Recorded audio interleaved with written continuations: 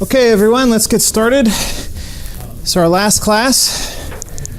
Today I'm going to try to get through the single cycle CPU design, and then I'm going to stop and we'll go through a review of all the material we covered that'll be on the final exam. The final exam is not comprehensive. It'll cover Chapter 6 in its entirety, and then Chapter 5, thank you. Chapter 5 in its entirety, and chapters and parts of Chapters 6 and 7. Okay? The parts that I'll cover in lecture. Also, on Dropbox, I posted a list of practice questions for the final exam from the textbook. You can see most of them come from Chapter 5 because we spent the most time on that material and we covered the whole chapter. And then there's selected ones from 6 and 7 on there as well.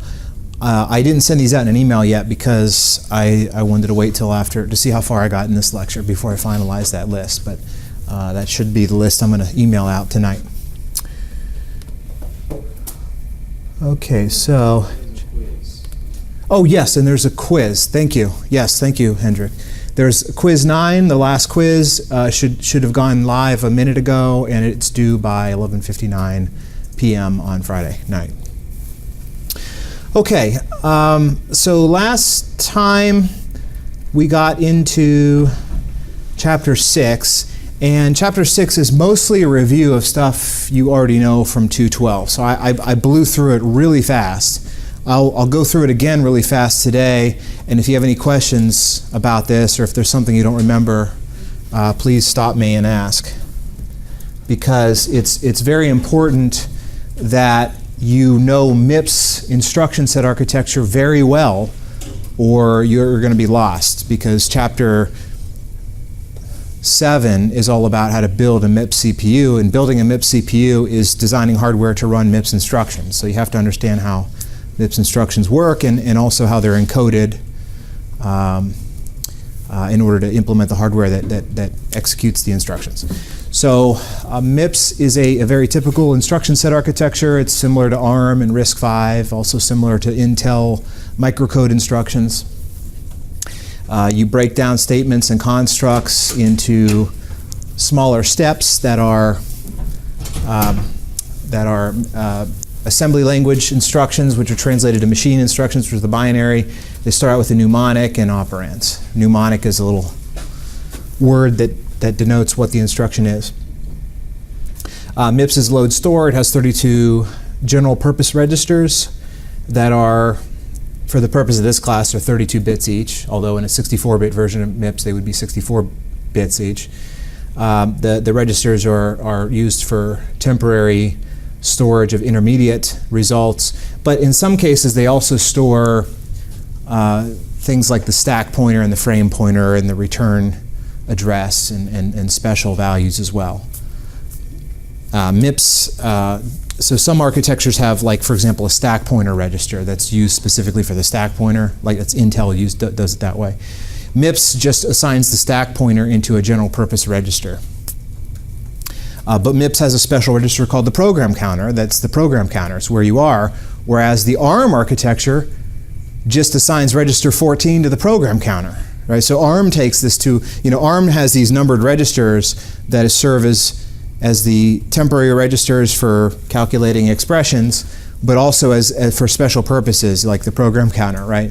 Whereas MIPS has some special registers like the program counter that are not user addressable, and then other ones that are user addressable but still hold special values like the stack pointer, frame pointer, return address. You guys with me?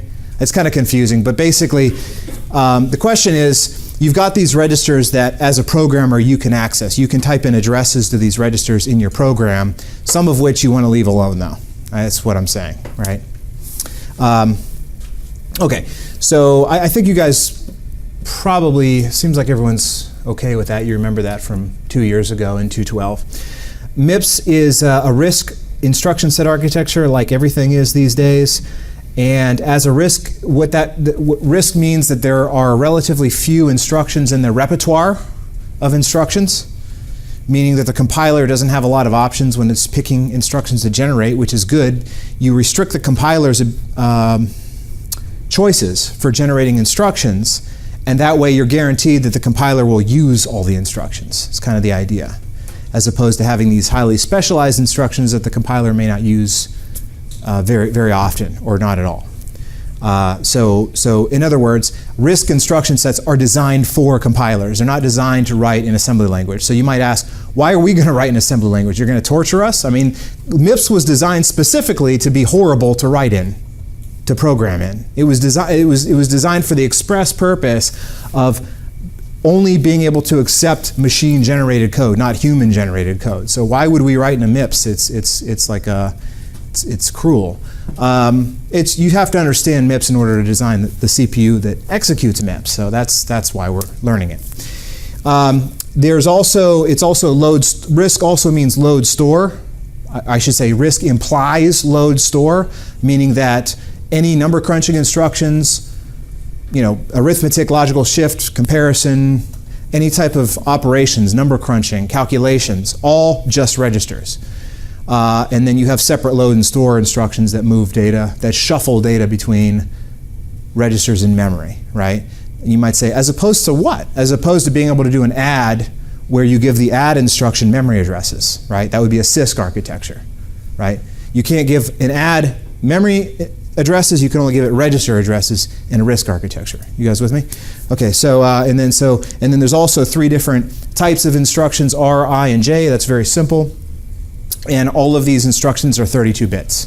It's a fixed width, unlike Intel and IBM and all the 1960s and 70s era computers that had variable size instructions. Okay, everyone okay with that? Okay, so what is my point? My point is you got to know there's only 3 instruction encoding formats. You better know them. You better know these backwards and forward. There's only 3 to know. And there's a lot of commonality, like they all have a 6-bit opcode. These 2 instructions have 2 registers that come after the opcode. The I type drops the 3rd register and replaces it with an immediate, whereas the R type has the 3rd register, right? And the shift amount and the function code. So make sure you know these formats. So there's the R type format. There's some examples, I type, J type. So I'm going to run through these real fast. You should be able to, you should understand how to convert instructions to machine code. Assembly instructions to machine code instructions. And then in terms of the instructions themselves, these are sort of very common instructions that you have. Just about any instruction set, you're going to have a bitwise logical instructions like AND, OR, XOR, and NOR. These do bitwise operations between 2 registers, right? By the way, these match up to Java and C operators too, like the single ampersand, right, in C and Java matches up to this AND instruction, right?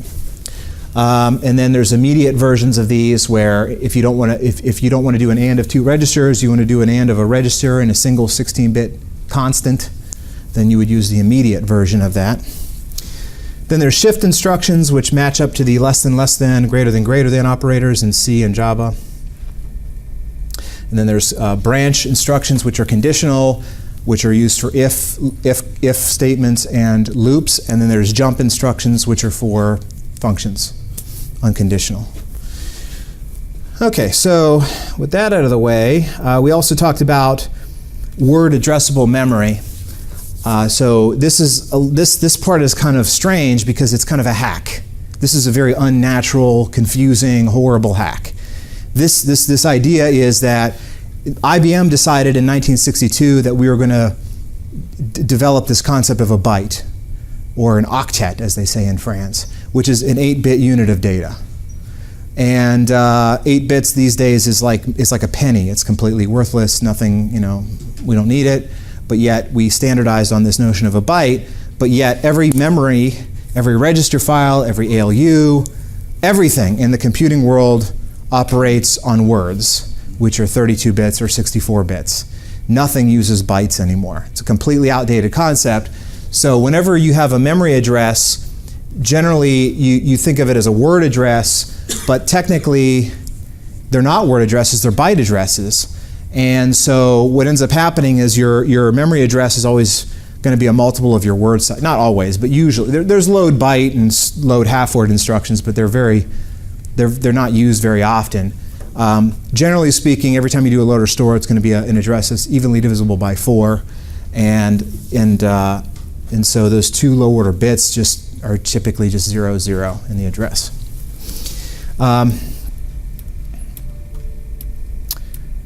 Okay.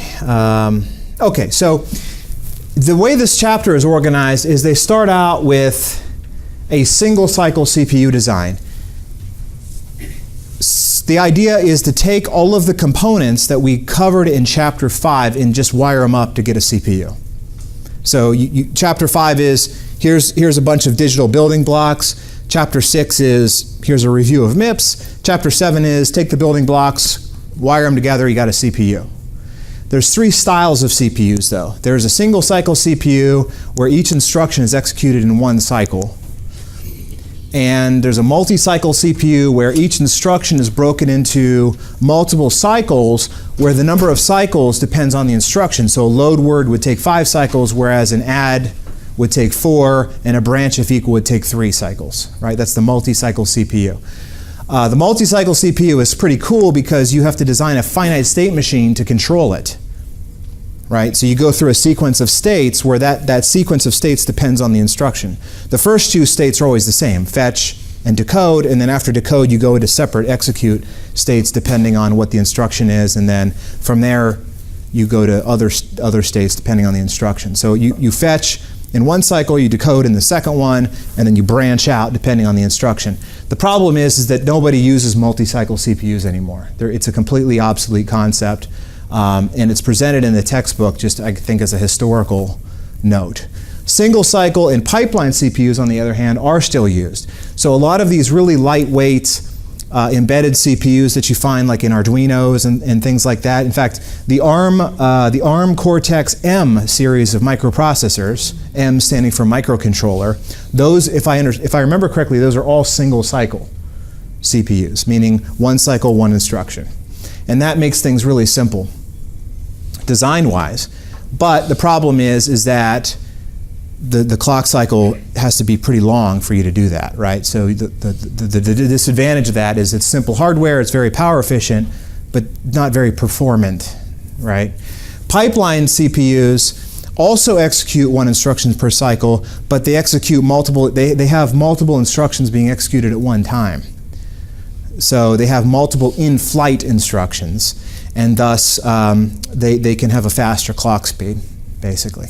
We won't get to that, unfortunately. You should have covered that a little bit in 2.12, at least from the standpoint of hazards and forwarding and that kind of stuff.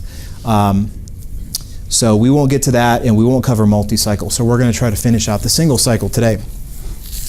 Okay, so we talked about the execution time equation. This is number of instructions times cycles per instruction times seconds per cycle. This is the most important concept in computer architecture, this equation. This equation is beautiful because it sort of ties together instruction set architecture and the microarchitecture. It ties them into one sort of unified performance model. So you've got a program in C, it's converted to instructions. That number of instructions can vary depending on whether your compiler optimized your code, or it could vary depending on how well you tuned your code to optimize it to make it efficient. It could vary if you've got a better algorithm that executes less instructions. So the number of instructions is the programmer's burden, right? So you can reduce the number of instructions if you tune your code, if you optimize your code, right? Or if the compiler optimizes your code. The cycles per instruction depends on a lot of things. It depends on the microarchitecture, how expensive each instruction is, but it also depends on the makeup of instructions in the program. Some instructions have a higher number of cycles than others. So as part of optimizing your code, you may choose instructions that have less cycles per instruction, right? Or as a hardware designer, you can lower this by tuning your hardware or having more parallelism in your hardware, right? Adding more functional units, whatever, right? So this is a term that both the programmer and the hardware designer has some control over, right? This CPI. CPI is also hard to nail down because this is an average for the whole program run, and so this is going to change for every program and for every input set of every program, right? So you can't even say, well, the AMD has a higher CPI than the Intel processor. You can't even say that because it depends on, the Intel may have a higher CPI for some programs or for some data sets and not for others when comparing to another processor. So this is an interesting term. It's tough to nail down. And then seconds per cycle is real easy. That's just the clock speed. But there's trade-offs here. Like you can have more cycles per instruction but a faster clock speed as a designer, right? You can make a deeper pipeline, which introduces more stalls potentially because of hazards, and that'll speed up your clock. In fact, Intel went down this road with the microburst architecture back in the early 2000s. They had the Pentium 4. It had a super high clock speed, but its performance wasn't very good because it had a very deep pipeline and there was a lot of stalls that would get generated when you hit a branch instruction. And so this term went up. Right? So then they had to go back to the drawing board and essentially redesign that processor from scratch when they came out with the core architecture after that. It's kind of crazy, the story of that. They threw away the whole architecture design and they went back to a laptop processor, and they took the laptop processor, which is called the Pentium M, standing for mobile, and they scaled it up to the core, and that's what we still use today. But that had a shallower pipeline. But anyway, this is an immensely popular, I cannot emphasize this enough. This equation is very important.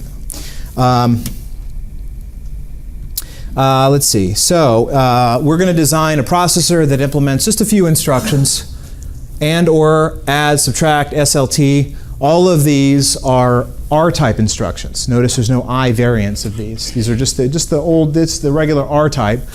Load word, store word, and branch if equal. These three are I-type. Where's the J-type instructions? No, they're not there yet. So these are just this represents two of the three instruction encodings, right? Is this enough? Can I write? If I have a CPU that does these instructions, can it run any program? Could this run Linux? That's unclear. Could never quite figure that one out. Never could get to the bottom of that. What is the minimal number of instructions required to run any program ever written? Unclear. Well, I think it would just be a NOR or an AND, because you can simulate all logic with those two, but since you don't have either of those, you can't do that. When you NOR and AND, you also need some sort of branching, and then could you elaborate more on what you mean by programming? So the idea is if I went to GCC, so if I get a cross compiler, I compile a C program with GCC to MIPS, and I count the number of unique instructions that were generated by that compiler. It's probably going to be more than this. Might not be much more, but some instructions, there's redundancies in these instructions, right? Like, do I really need a branch if equal and a branch if not equal? Do I need them both? Well, no, because I can reproduce the same behavior, right? Likewise, if I have an add, do I need a multiply? No, you don't, because you can emulate a multiply using the algorithm that I covered in Chapter 5, where you just look at each bit of the multiplicand and do shift and adds, right? Likewise, divide. Floating point, same thing. Floating point instructions can all be done in software with simple add and subtract and shift instructions, right? So generally speaking, you can whittle an instruction set architecture down to just a very few instructions and still run any program. The disadvantage is, the drawback is, it's going to require more and more instructions. So what's going to happen is, if you go back to that equation, this term in the equation will go up, but it will still run the program. And to answer the question about Linux, I think the only thing we're missing there to run the Linux kernel would be some sort of interrupt handling instructions, because Linux has to, every quantum, it has to be able to interrupt and go to the scheduler so it can implement multitasking, right? Also, if you're using virtual memory, there's instructions related to the memory management unit as well. But aside from those, I think we could run anything with these instructions. So believe it or not, you may look at that and say, oh, that's way too simplistic. That's pretty good. It's a lot. It looks small, but a lot of instructions are there just for convenience and for performance, right? There's a lot of redundancies in an instruction set architecture. Okay, so these are the pieces so far. So this is something that always looks kind of confusing. I think I get the impression that this is confusing when you first see it, but the idea here is that we know what all of these blocks do. We studied these before. The question, the concept here, the only concept you have to understand now is how you can take different building blocks and combine them together, connect them together to do something, and that's what this is all about. So that's just a register. We know what that is. It's going far as back as chapter 3. This is a RAM, which we covered last chapter, in 5. This is a RAM, and that's a RAM. So you pretty much got a register, 2 RAMs, or register and 3 RAMs so far. That's all this is. 1 register and 3 RAMs. And so the idea is you got the program counter as a register. It keeps track of where you are. We use that as an address to a RAM, which it says, hey, instruction memory, I want the instruction at whatever address is specified by the program counter. That's called a dereferencing operation, right? Like, give me the contents of that address. The contents of that address is an instruction because a stored program is just like data, essentially. The instruction comes out 1 instruction at a time because this thing can do 1 instruction at a time. Real CPUs execute multiple instructions at one time for performance, but this one is good enough, does 1 at a time. Instruction pops out. We break out the different fields of the, in this case, we're doing I-type right now because we're doing load word. So we break out RS, which is the base register. We take the immediate, we sign extend it. We put those into the ALU to calculate the effective address. This is why I'm saying, by the way, you have to know MIPS, because you have to know what the behavior of a load instruction is, how it calculates the effective address by taking the contents of the base register, which is stored in the RS field, which is bits 21 down to 21, and it adds the sign extended immediate to calculate an effective load address, which is then sent into the address input on the data memory. The ALU control, by the way, is 101 because this goes back to that table I showed you in chapter 5, where I had that table of ALU operation codes and what they do. So 010 happens to be the add, right? So I add those, I take the result, I stick it in there, and then whatever comes out of the data memory, I wrap that back around and I stick it back into the register file write port along with the RT register field 20 down to 16, right? So this is the full data path for the load instruction. And it turns out that, oh yes, and one other thing. Part of executing a load instruction is getting ready to get the next instruction, right? And so I take the program counter and I add 4 to it. So this creates a counter, which we also covered in chapter 5. And it adds 1 to the, and it creates the program counter, the current program counter, and the next program counter. So this counter is really just a finite state machine that just counts, right? Yes? Weird question, but do we have to memorize how to do those? Are we going to draw something like this one using? I don't think I'll have you draw anything, but I'll have this design, and I'm going to ask you a lot. So if you look at the quiz, I have all 4 questions of the quiz due on Friday is basically, I give you this, and you have to answer questions about it. But I won't have you actually draw, like an original design. Okay, so so now, how about store? So now we've got load. This is it. This is all you need for load. This CPU design can execute a program comprised entirely of loads. That's all it can do, right? This is a complete CPU, but it has 1 instruction in its instruction set, and that's load word. Now that we have this, we can start building on this. We can add more stuff, more data paths. How do you add data paths? What does it mean to add a data path? What am I talking about? What does that mean? Adding a data path means that you add a path for data, which is obvious, but the way you add it physically is usually involves adding multiplexers to steer data. Is to select, to take multiple possible data sources, select one of them to send somewhere else. You guys with me? Does that make sense?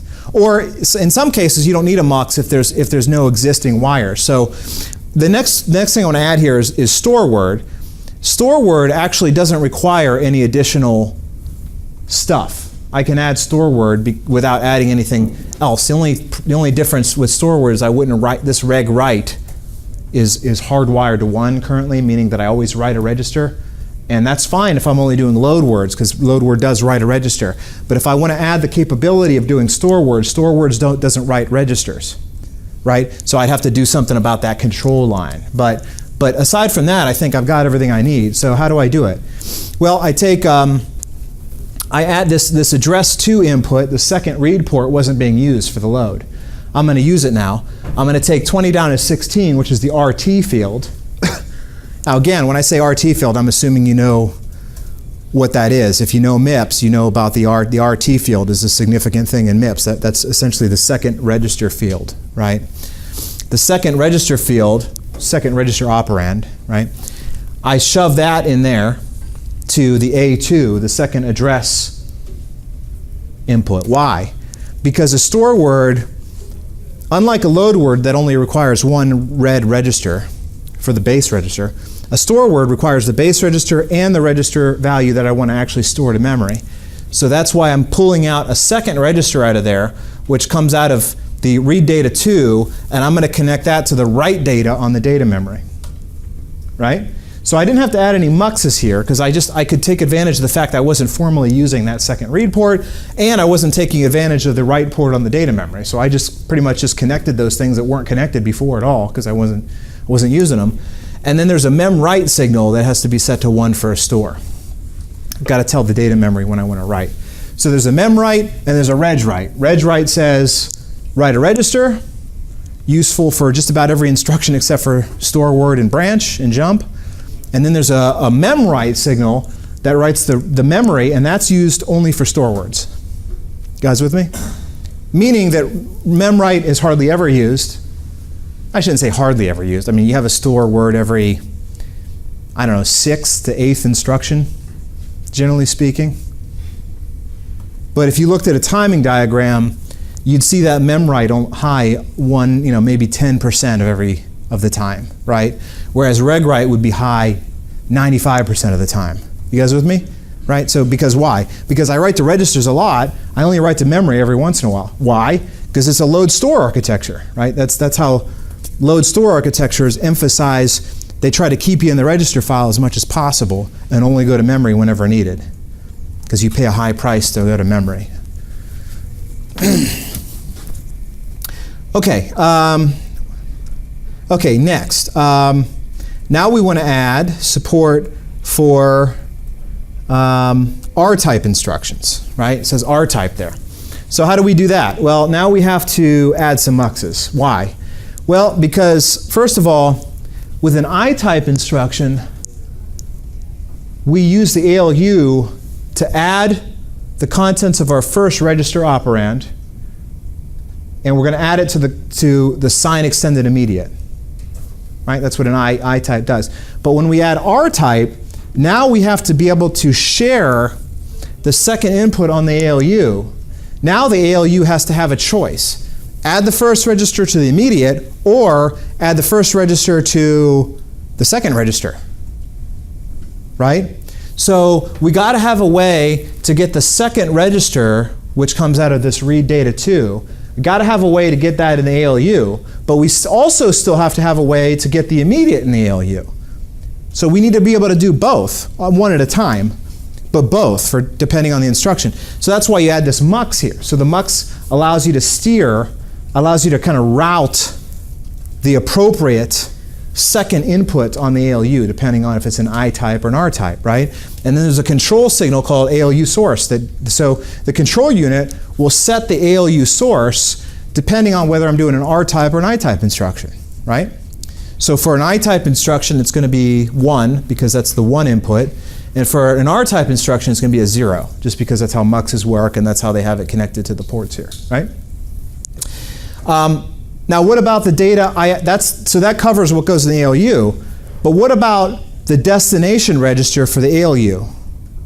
Sorry, the register file. The register file is going to either write the RT register or the RD register. You guys remember that? By the way, that's something I hate about MIPS. It wasn't necessary, right? Because I'll never understand. One of these days, I'll figure this one out. I don't get it. So you got the R-type instruction, right? You got the opcode, RS, RT, RD, shamped function. RS and RT, inputs, RD, output, right? That's R-type. Then you got I-type, which is op, RS, RT, immediate. So what's the difference? The RD. I got a destination register in the R-type. I got no destination register in the I-type. But yet, if it's a load instruction, it does have a destination register. So what do? Well, I use the RT instead. I always thought RT stood for toggle. I don't know if that's true, because it toggles between an input or an output register depending on if it's an R-type or an I-type. But this was dumb, because they could have always made the RT the destination register, even in the R-type instruction. And the RD could have been the optional second register operand that would only be used in the I-type, in which case you wouldn't need the MUX that specifies the right address, which is this guy. You wouldn't need that MUX, because you'd always be writing to RT, no matter what the instruction was. It would be a fixed catch-all destination register. So why did Hennessy make that decision in 1984 when he designed this? I have no idea. That was completely dumb. Because I've got a destination register here for this instruction format and here in this instruction format, I thus need this register to toggle between what is my destination register. Is it the RT field, which is 20 down to 16, or is it the RD field, which is 15 down to 11? Right? Is that multiplexer in the middle, or is this regdest pointing to it?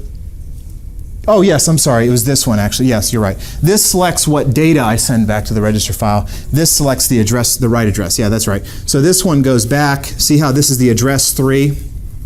20 down to 16 or 15 down to 11. So that's the RT field. That's the RD field. I got to select between one of the two as my destination when, in fact, if I had just done this differently, I could have just had one fixed field for my destination, right? And because the only difference between R-type and I-type is whether I have two input registers or one input register. Well, this guy, 15 down to 11, could have served as my second input register. But anyway, I don't know. I'm not sure. Maybe there would have been another consequence of that change. But that's what this register does. Yeah, this selects between where's my target register. This one that I was pointing to earlier, this is the data part. So this is the address. This selects the address I want to write to. This selects one of the data I want to write. And this one is unavoidable because this one has to select between whether I want to write the data I loaded from data memory for a load or the output of the ALU if it's an R-type. Right?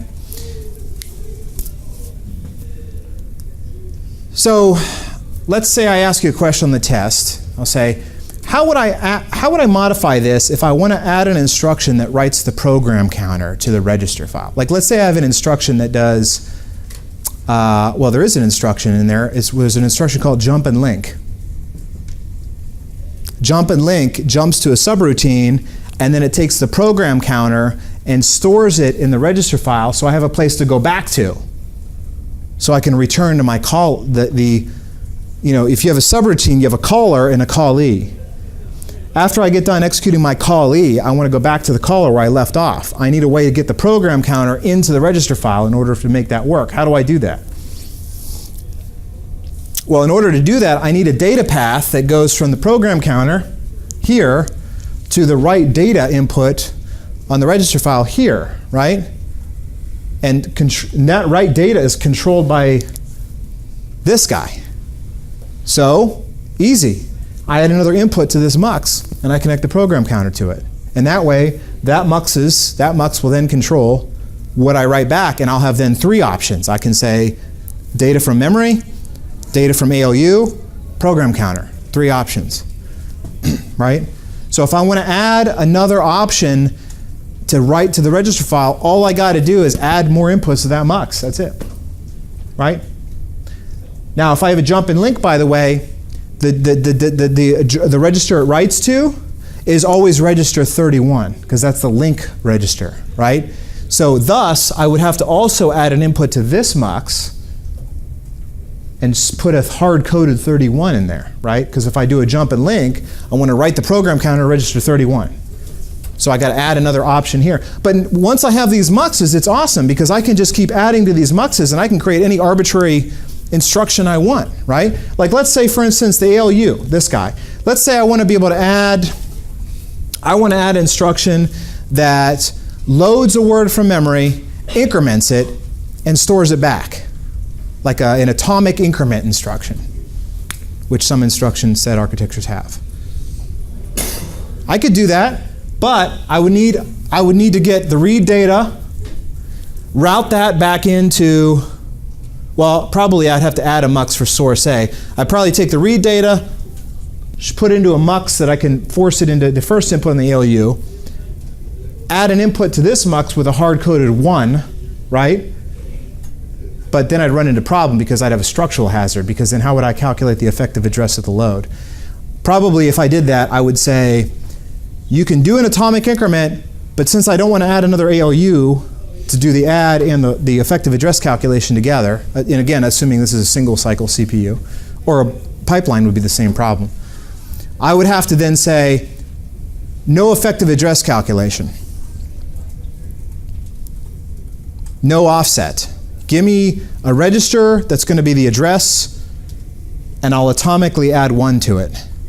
So how would that work? Well, I'd have to take the read data 1, which is my RS register, contents of RS, send that directly into the address on the data memory, so I'd have to add a mux for that, right? Then, so that way I wouldn't need the ALU to do the effective address calculation, right? So I would do the load with that, and then I would take whatever comes out of here, I'd route that back to the ALU with the hard-coded 1, and then take the result of that and shove that. I'd build a data path from the ALU result to the right data on the data memory, so I need a mux for there too. I've just added an atomic increment instruction to MIPS. It's pretty cool, right? Yes? What is the advantage of having an atomic increment other than like this? The advantage is that if you don't do an atomic increment, you need 3 instructions to increment: load, add, store. If I'm doing load, add, store, and I'm running Linux, Linux may decide to interrupt my process after the load but before the add and the store. At which point another process may jump in and say it wants to increment the same address. Well, now it's going to load the old address, add 1, store. I'll context switch back to the original process that I've already have the now it's an out-of-date data in my register that I've loaded. I add 1 to that, but I'm adding it to the old value, not the new value, and store it back. And even though I tried to do 2 adds, I only get 1 add. Right? An atomic increment is indivisible, so Homeboy can't interrupt me while I'm trying to do the increment, right? And so it's better for multitasking and running parallel threads, basically. That must be pretty ubiquitous then. Yes, yeah. All new memories have some sort of atomic. They have atomic exchange, atomic increment. There's a lot. That's the new thing with parallel advanced memory architectures. Are these atomic things where you could tell the memory to do something that involves something more than just a load or a store. So if you're running like something real time like Unix, but in the era when real time stuff was current, that wasn't needed. Well, the other thing, what you would do without an atomic increment is you'd use a mutex. So you could always lock. If you do an increment with 3 instructions, you want to make sure that it doesn't get subdivided, you'd put a mutex before and a mutex after, so then if someone else did try to increment that, they wouldn't be able to. They'd get stuck at the mutex until I go back to the original process, finish my add, unlock the mutex, and then allow the other one to go back and do its add, in which case. But see, the problem with that is, yes, and they get serialized, right? Yeah. And so if you're trying to do a big graph, like if I'm trying to traverse a huge Facebook graph, and I have to do, and I have this array where I want to make sure, I want to mark every node as being visited or not, but I want to do it with 1,000 computer nodes. Every one of those will have to lock before it can go and update the visited array, which is global, and it basically will serialize the whole damn algorithm, right? So that's the problem with locks. You don't want to use locks. They kill your performance when you're trying to scale up and run on lots of processors. Okay, okay, and then finally branch if equal. Here's another one. So branch if equal, this one's cool because now we have to add a mux to the program counter input. Because before, we had the program counter was adding 4, Why 4? Well, because it's byte addressed. We got to add 4 because it's a word. Instructions are words, and memory is a byte because of damn IBM. So got to add 4 instead of 1, right? Like, is there any compelling reason that you would ever need byte-addressable? No, it's just for compatibility reasons. So it's just because of like 8086 that it even still exists? No, it's because of the mainframe, the IBM 360 mainframe. It predates the. This is one thing that wasn't Intel's fault. This was Amdel's fault when he worked at IBM.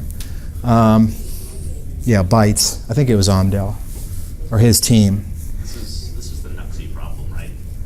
What's that? Something different. No. That is 8086 compatibility because you have to fit in the 16-bit little endian inside of your 32-bit little endian. Yeah, that was address space issues. Yeah. So that's another.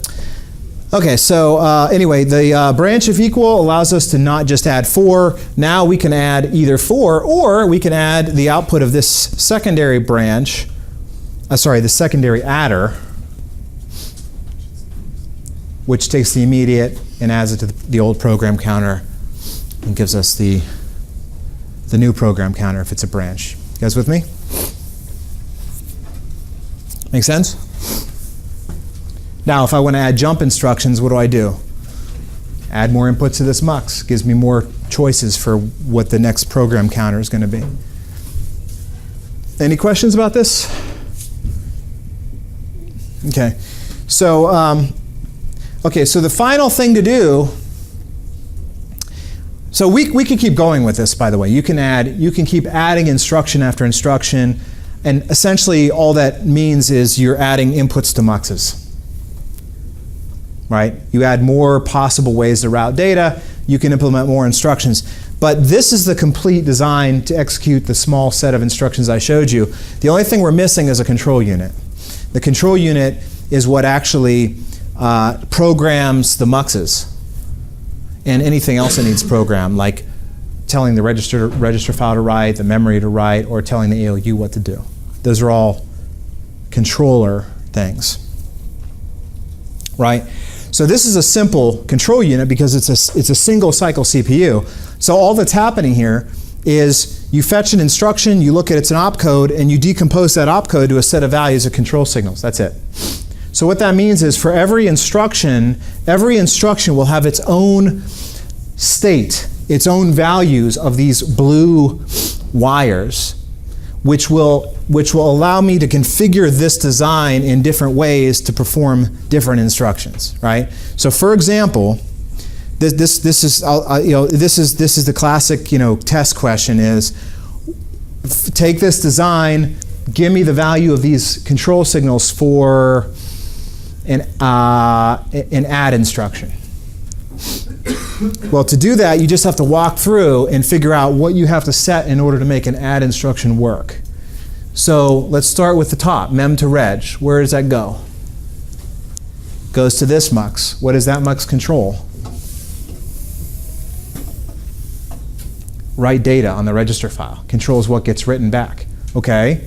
For an add instruction, what should be written to the register file? I don't know. What are my options? Give me my options. Option 1, output of ALU. Option 2, output of the data memory. Well, it's an add instruction. Doesn't have anything to do with data memory because it's not a load, right? Add instruction is a number crunching instruction. It's an ALU instruction. It should be ALU, right? Okay, so fine, ALU. Then what do I set that control signal to then? Well, you got to look at these numbers. Which input accepts the ALU? 0. Right? So thus, mem to reg should be 0 for an add instruction, right? Can you not do a fused add load where you go into the data memory and load at that address? You could, but But you wouldn't for that would go against the RISC philosophy. Oh, okay. Like you wouldn't want to add something. In Intel, you can do that. If you're writing an Intel assembly, you can write an Intel instruction that says add bar, comma, foo, where both of those represent variables in your program, memory addresses. It'll add the contents of bar in memory, the contents of foo in memory, and put the result back into bar. Intel is also a two-address architecture, by the way. So you always give it two operands. The first one is a source and a destination, right?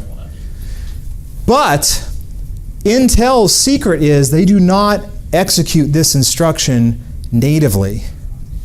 What happens is this instruction gets broken down into what they call microcode, but in reality is the physical machine instructions. So this would get decomposed into a load word bar, load word foo, add, store word bar. So this instruction gets broken into 4 microcode instructions, which look a lot like MIPS. And obviously a register is being used for this, 2 registers actually. It's picking 2 registers to use for this as well, which I'm not showing. But, in other words, it's wiping out 2 registers in order to expand this. But, yeah, Intel you can do that. But in RISC architectures, they don't even try to create the illusion that you can add something in memory. It's all registers only.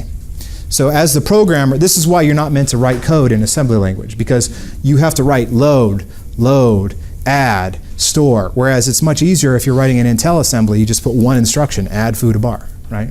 You're done. But it still gets translated at runtime. So there would be no reason to do it other than philosophy. Like, I just like looking at this isn't very philosophically beautiful. Well, Two places no, where just hard coding the objective is you could write an assembler that does that translation. You could treat that as a pseudocode. Yeah. Like you could literally just write you could still have someone write an assembly language and then the assembler expands this out into instructions, right? You could, but the objective of this class is to show what happens in the hardware. And in the hardware, in a single cycle hardware CPU, that adding the contents of 2 variables in memory and storing back to memory would be physically broken down into 4 distinct instructions requiring 4 cycles, right? And the data paths reflect that. So yes, it's not a philosophy, it's more of a practical thing, right? We could always just take the Intel route and pretend like we're just adding directly in memory, but then when I ask you to design the CPU and you try to design a CPU that does that, it's harder, right? Because you're trying to build data paths through memory, whereas this is a simpler hardware, right?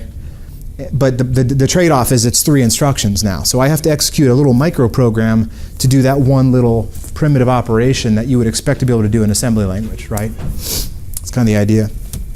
Okay. Okay, any questions about that? I just did one example. Let's do another one. Memwrite. What's memwrite supposed to be for an add instruction? Well, that one's easy. Am I supposed to be writing to memory for an add? No. So that's a 0. Branch. What is branch? Okay, branch is a little harder because I didn't cover that yet. So what is branch doing? Well, branch goes into an AND gate, and the AND gate is ANDing the 0, right? And the output of the AND gate goes back to this mux, right? Well, what do I want this mux to do for an add instruction? Well, I want it to just add 4. It doesn't change the control flow, so the program counter should be getting the output of this little adder here, right? Which goes into input 0, right?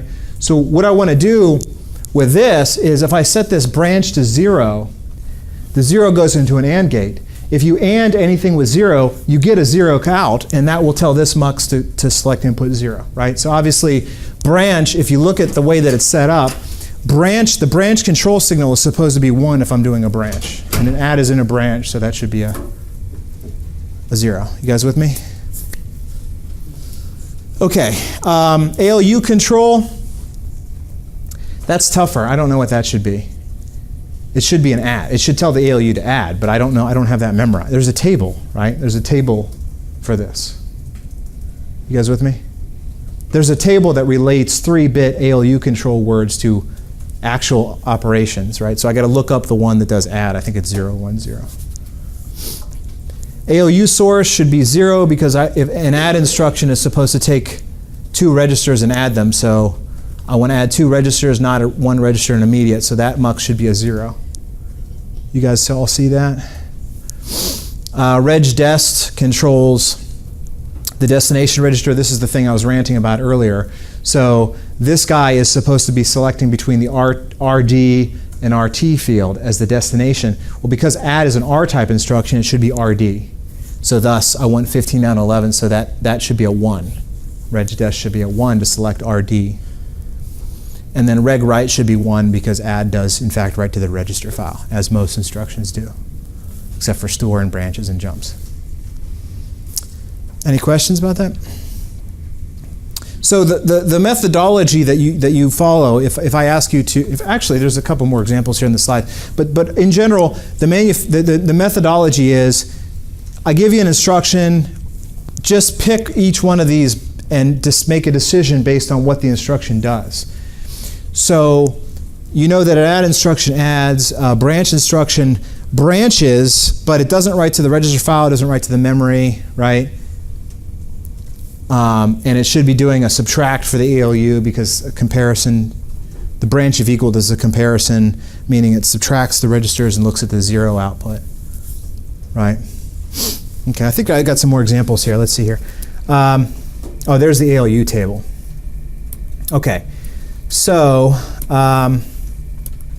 they have this, the Hennessy and Patterson textbook did this thing where in order to simplify the control unit, they took the logic that sets this ALU control value, they took that out and made it its own separate little controller. And the idea with that is, usually when you're deciding what the ALU should do, your decision is based on the function code. Right? Because the R-type instructions have a function code that tell the ALU what to do. Right? So why not just put a little truth table that converts the 6-bit function code into a 3-bit ALU operation code? You guys with me? Now you might be saying, wait a second, why does MIPS have a 6-bit function code when you only need 3 bits?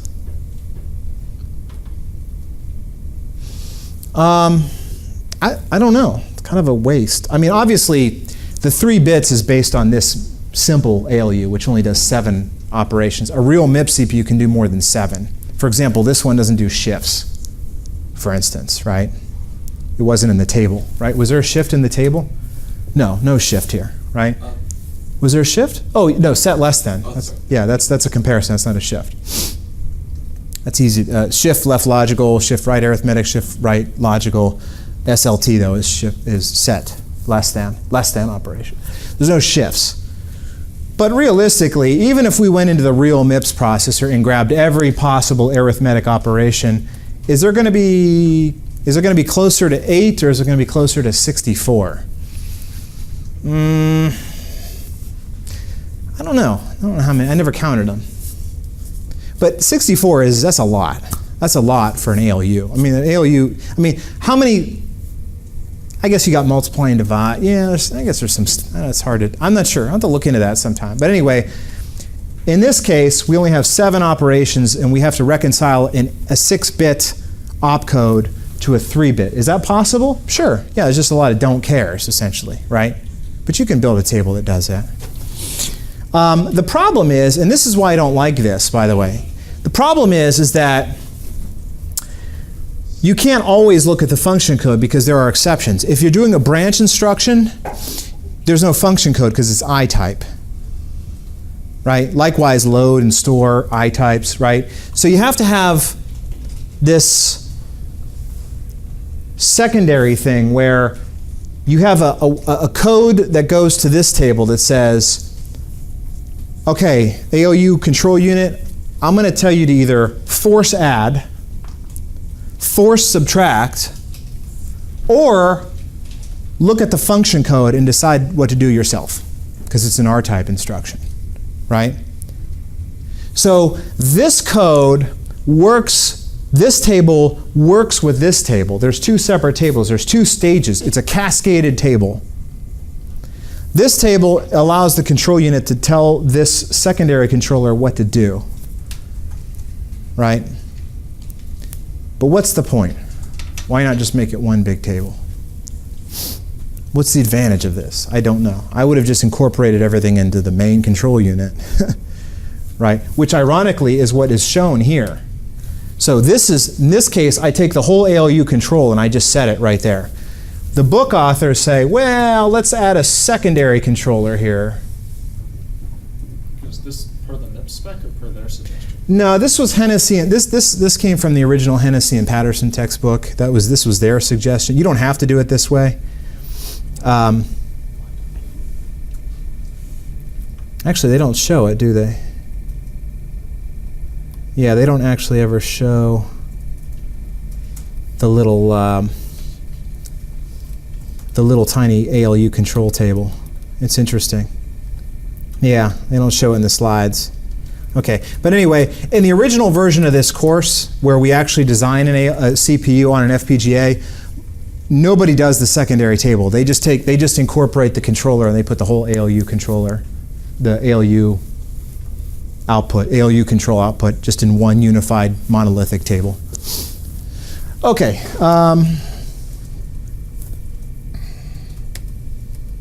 Okay, so let me back up here a second. So that's the ALU decoder. Okay, here's some more. So actually, this table, using the if you have that secondary ALU controller, hopefully I haven't lost you guys.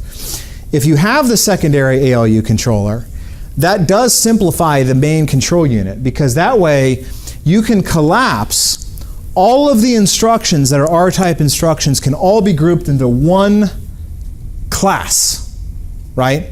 Meaning that if your opcode is all zeros, it's an R-type, so boom, set all these control signals this way and it'll cover all the R-type instructions, right? And that way we only need to have separate cases here for the load word, store word, and branch if equal. Does it make sense?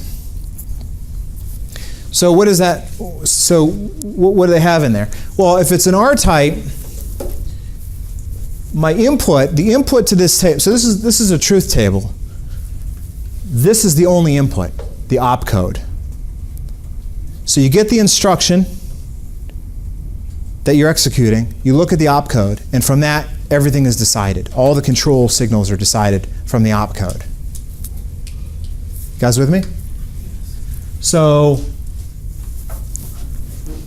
reg write, only set for instructions that write to the register file. Which are those? Well, R types, load word, store word doesn't write, branch doesn't write. So 1100. You guys see that? Reg dest is picking between RD and RT. So it's got to be one thing for R type and another thing for L load word, right? Now, why are there don't cares here? Because with those, it really doesn't matter. Right. Why doesn't it matter? Just because, well, both of those are supposed to be one. Well, no, it doesn't matter because I'm not writing a register, right? So if you're not writing a register, You don't need it. it doesn't matter what register you're writing to, right? So that's why there don't cares, right? So mem to reg decides what to write. So those would always also be don't care. So if I'm not writing to the register file, I don't care where I'm writing or what I'm writing because I'm not writing. So it doesn't matter. So these are don't cares. ALU source is going to be 0 for R type, 1 for I type. That's simple. What would happen if like, the memory to register would be like a 1? Like it would end just like stuck at 1. That's a quiz question, isn't it? You're supposed to figure that out. But mem to reg is deciding what to write. Your choices are number crunch, computation, the results of the ALU, or the memory, right? So if that was stuck, you would lose one of those options, right? Yeah. You would lose the ability to do one of those two things, right? You want to be able to write an ALU result or a memory result. So if it was stuck, you wouldn't be able to do one of those two things. All right. You would be restricted to only one of the two possible options there. Okay, so that would eliminate a whole class of instructions, right? It would break a whole set of instructions. Okay, branch is one for branches. That seems obvious, right? Memwrite is only one for stores because it's the only one that writes the memory. And ALU op goes with that table. So an ALU op of 1, 0 means interpret the function code. An ALU op of 0, 0 means I want you to do an add no matter what. And an ALU op of 0, 1 means do a subtract, because a branch uses the ALU to resolve the branch, meaning to subtract the two registers and decide whether the branch should be taken or not. Everyone with me? Okay, that's I went through that fast. I want to have a few minutes to review a little bit, but that's basically it. The next topic here is, if you add an add I instruction, that's pretty cool because add I's actually don't require any hardware. Like, remember I said if you add an instruction, you have to add muxes or mux inputs, right? But an add I is a special case where I've actually got all the muxes I need for the add I. All I got to do is sort of make it a hybrid between an R-type and an I-type instruction. That's essentially what you're doing there. So it's real easy. It's no cost. It's free. All I got to do to add the add I is add a row to this table, which is not free, but very minimal. Okay. And then they talk about J, and that's it. To do a J instruction, I have to actually add a wire that goes from the program counter, from the instruction back to the program counter, which is, right here. So the instruction the J-type instruction has an address in it. So I have to be able to get that address and get it into the program counter. So I need to add an extra mux. I never understood, by the way, why they chose to add a secondary mux as opposed to just making this one mux have another input. See how they did that? They had this mux, which selects between next program counter and branch target, and then this mux, which can potentially block whatever that one put out and override it and send in the J-type address, right?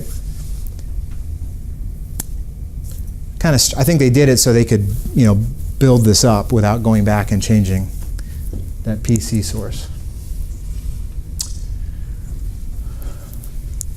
PC source being the output of that AND gate. Okay, any questions about that? Okay, so I designed Quiz 9. I knew I would be going through this material kind of fast, so I designed Quiz 9 to be entirely questions like this. So you'll get some practice, even though I didn't get a long time in lecture to go over this stuff. You'll get more practice when you take the Quiz 9, so I did that deliberately. Okay, so before we run, we've got 10 minutes or so. So I want to go through and just quickly review everything that'll be on the exam, all the material that'll be on the exam, because I promised I would do that. Okay, so as I said, this is not a comprehensive exam. This will only cover the material that we covered since exam 3. So that material is started out with adders. We talked about ripple carry, carry look ahead, and prefix adders. These are basically just trade-off between complexity and performance, right? The performance is in latency, how long it takes to get data out, right? And latency is defined in terms of gate delays, how many gates you have to go through, right?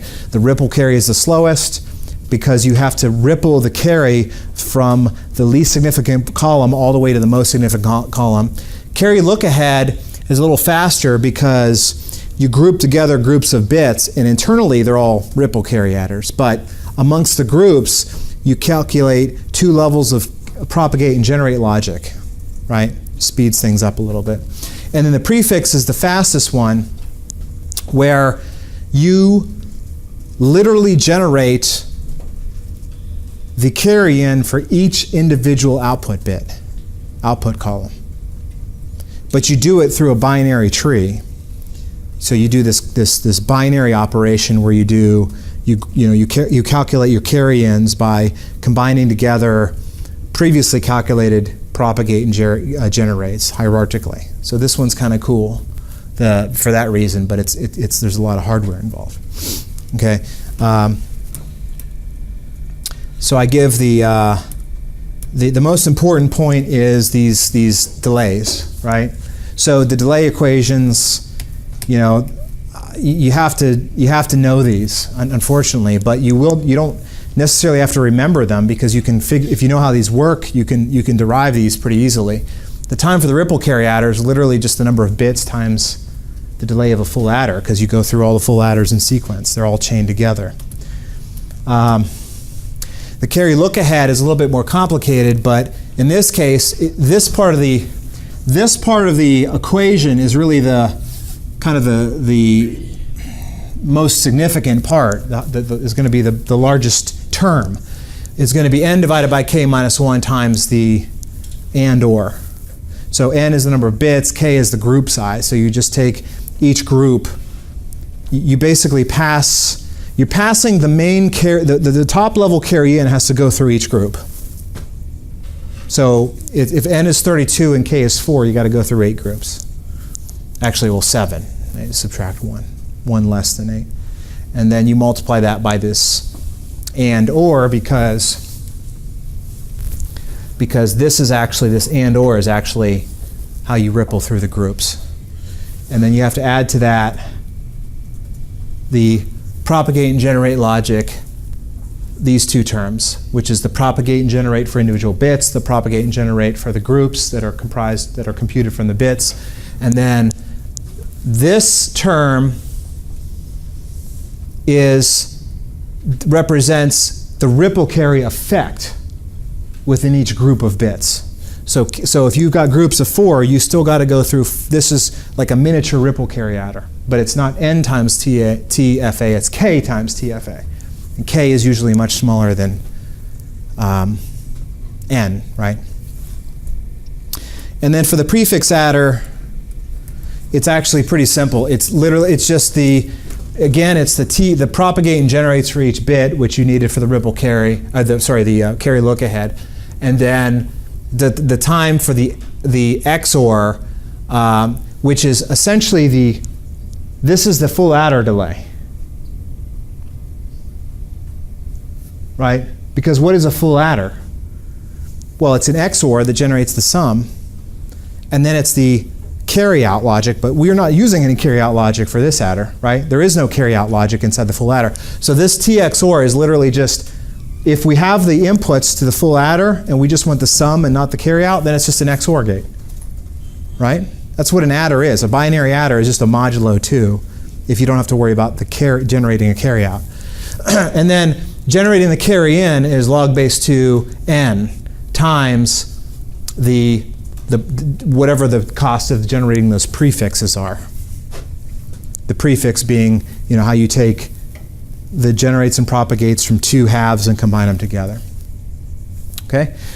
All right.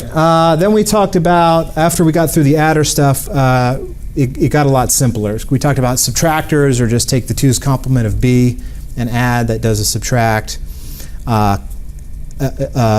Comparing 2 values for equality as x based on x NOR gates. I always screw that up. X NOR gates is the equality, and then we fan those into an AND. Less than is when you subtract, right? And then you check the sign bit of the result. And that'll tell you if A is less than B. The A minus B, it's negative, then A must have been less than B, right? Guys with me? Then we talked about how to build an ALU, and the message with this, the concept here is an ALU generally calculates everything in parallel, concurrently. So, we always do the bitwise AND, and we always do the bitwise OR, and we always do the add. No matter whether we want to or not, you just do it all, and then use a big mux at the end to select which result you actually wanted. What a waste. But that's how hardware works. In hardware, everything is concurrent. You can't really do an if statement and say, well, if you're not, if doing add, just do an add. Don't do the and. No, you can't do that. You have to do. You have to allocate physical hardware to this stuff. So you do a bunch of stuff and then you mux the result. Now this is a little bit more complicated than that because there's a bit here that's used to distinguish between add and subtract. But the important point to understand here is that add and subtract are the same thing. The only difference is if I put a 1 into the carry in and I invert and I send in a complemented version of B, then it does a subtract, right? So this is kind of, in this sense, this actually allows me to do an add or subtract based on the control. So I don't have to do an add and a subtract. So that's kind of neat how they have that set up. Of course, the cost of that is I have to do this mux in series with that. Okay, any questions? And then, of course, the comparison operation is just subtract and then look at the sign bit. So that's kind of a trick too, where this is just, what this is a way to say that the subtract is the comparison. It just depends on whether you look at the whole difference or just the sign bit. Does that make sense? Like if I take two numbers and subtract them, I can give you the difference, or I can just give you the sign of the difference. So that allows me to select between whether I'm doing a subtract or a set less than. Okay. All right, shifters. I went through this really fast because I know that you guys covered shifters in 212. The shifter design, on the other hand, is new. So the design of a shifter, it gets kind of complicated. What is a shifter? How does a shifter work? Well, it's basically a whole bunch of multiplexers. You essentially have a bunch of multiplexers that select every possible shifted version of the input as an input. You have a multiplexer, and every input represents a shifted form of a possible shifted form. You guys with me? And then the select on the multiplexer is the shift amount. Boy, that's wasteful. So you basically shift every possible way and then just provide those as options into a multiplexer. Luckily, shifting is a zero cost because shifting is just moving bits around, right? So I don't need gates to do a shift, but to actually shift wires. But if I want to be able to select between different shifted forms, then I need gates to implement the muxes to select which shifted form I want. Okay, so that's called a barrel shifter. I don't know where that name came from. I always wondered about that. Why they call that a barrel shifter? There's a way you can do this also, by the way, at the transistor level. I think that's where the barrel shifter actually came from. This is doing it logic level, but I've seen designs of shifters that were just made with transistors that I think are more efficient. But then you have to, then you're looking at a transistor level design. Okay, multipliers. I think you guys covered this in 212. You should have. I used to cover it when I taught 212. Multipliers are, but the only thing you have to remember about multipliers is that multiplying is fundamentally a shift and add operation, right? One time I taught 212, I had an assignment, write code that does a multiply without using a multiply instruction. So, shift and adds. Somebody really pulled a fast one on me. They just said, take the multiply, initialize a register to 0, and then write a loop that just adds the multiplicand a number of times that's given in the multiplier. So basically say for I equals 0 to whatever the number of times you want to multiply by, and then just add the multiplicand that many times. And I thought, well, when I first saw them, I said, that's not going to work. You can't do that. You have to look at each bit and then do a logarithmic shift and add. But then I thought, wait a minute, it does work. Yeah, you can do that. You just take, if you multiply 5 times 10, you just add 5 10 times and you get 50, right? That's simple. Nobody does it that way. That's totally dumb because that would take forever. Can you imagine if I have 32-bit multiplier? I'd have to add a number up to 4.2 billion times to get to just to do a simple multiply. That would be awful. So this multiplier gets around that problem in that you only have to add log base 2 of n, where n is the width of the multiplier, right? Right? But technically, the student was right. He did implement a multiplier because I didn't say performance mattered. The divider, we kind of skipped over the divider because that's super confusing. And no one implements dividers in hardware anyway, because no one ever does divide, hardly. Fixed point, then we got into floating point. I blew through this really fast. I think Charles might have covered this in his lecture. Floating point is review from 212. The thing about floating point is the book is kind of confusing because it goes into floating point, but then we get to the next chapter and you're expecting, well, we talked about floating point, so we're obviously going to be building a floating point unit in chapter 7, and then you get to chapter 7, it's like, oh, where's the floating point unit? I don't think they cover it, or if they do, it's in the end of the chapter, we didn't get to it. But anyway, that's floating point, fixed point, and then counters, shift registers, and memory arrays. Counters and shift registers, I think, is probably pretty easy, pretty straightforward. A memory array, though, just keep in mind a memory array. We talked about bit lines and word lines. Make sure you know what that means. And SRAM, DRAM. Make sure you know what the difference is there. And then in terms of memories, just make sure that whenever you have a memory, this is important even for someone walking through Best Buy trying to pick memory out. Memory is always listed in terms of depth times width. So if you walk into Best Buy and you look at the memory on the shelf, it's going to be written on there. It'll be, 1 giga by 16 or whatever on the memory module, right? Depth times width, right? And describe something real quick. sure, yeah, go ahead. We're just finishing. Make sure you just keep that in mind. And there's one port for every access. So if you have a memory, if I say if it's a 3-port memory, that means I can do 3 operations in one cycle. And when I say operation, I mean read or write, although in the future, memory will be able to do more sophisticated things like atomic exchange and atomic increment and maybe even really complicated stuff like dot product one day. But generally speaking, memory is read or write, right? Okay, any other questions? No? Okay, good. Well, then I'll see you, I guess, next Friday for the final.